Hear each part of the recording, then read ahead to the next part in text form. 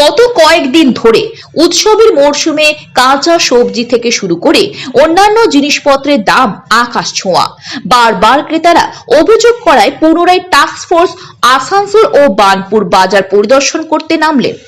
মঙ্গলবার সকাল থেকেই বার্নপুর এবং আসানসোল বাজারে পরিদর্শন করেন টাস্ক ফোর্সের সরকারি আধিকারিকরা জানিয়েছেন, জেলা শাসকের নির্দেশেই তারা বার্নপুর এবং আসানসোল বাজারে কাঁচা সবজি এবং অন্যান্য জিনিসপত্রের দাম পরিদর্শন করতে নেমেছেন।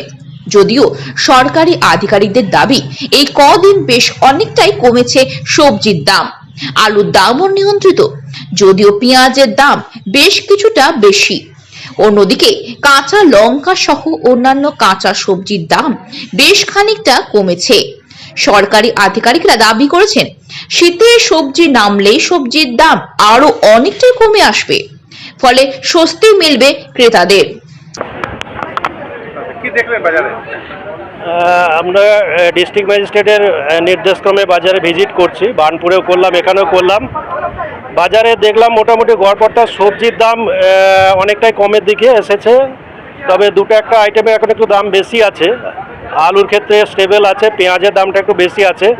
তো অন্যান্য সবজির মধ্যে যেমন কাঁচা লঙ্কা বা টমেটো, এগুলো যথেষ্টই দাম কমে গেছে। বাজারে দেখলাম অনেকের সঙ্গে কথা বললাম, ক্রেতা বিক্রেতা সবার সঙ্গে কথা বললাম যে এগুলোর অ্যারাইভাল বাড়ছে, যেটা শীতের সবজি তার অ্যারাইভাল বাড়ছে, ফলে দাম কিন্তু আজকে দুটো বাজারেই দেখলাম দাম কিন্তু নিম্নমুখী আছে। তো আশা করছি আরও কিছুদিন 10-15 দিন পরে দাম আরও কমে যাবে, কারণ শীতের সবজিটা তখন আরও বেশি আসবে। আপনার নামটা স্যার? আমার নাম দিলীপ মণ্ডল, অ্যাসিস্ট্যান্ট ডাইরেক্টর এগ্রি মার্কেটিং, পশ্চিম বর্ধমান। কি প্রবলেম হচ্ছে বলুন। বাজারে দেখুন 1 কিলোর দাম বলছে 60 টাকা, 80 টাকা, 50 টাকা। 250 নিতে গেলে সেখানে বলছে 60 টাকা, 15 টাকা, 20 টাকা। 250 নিতে গেলে 20 টাকা। তরকারির কথা বলছি আমি, যেমন বেগুন হলো, মূলা হলো, কচু হলো,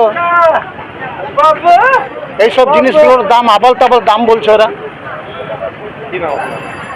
আমার নাম অনাথ দাস। সন অফ বেঙ্গল বাংলার খবর আপনাদের সাথে, আপনাদের পাশে আমরা সর্বদাই রয়েছি। সঙ্গে থাকুন, দেখতে থাকুন সন অফ বেঙ্গল বাংলার খবর।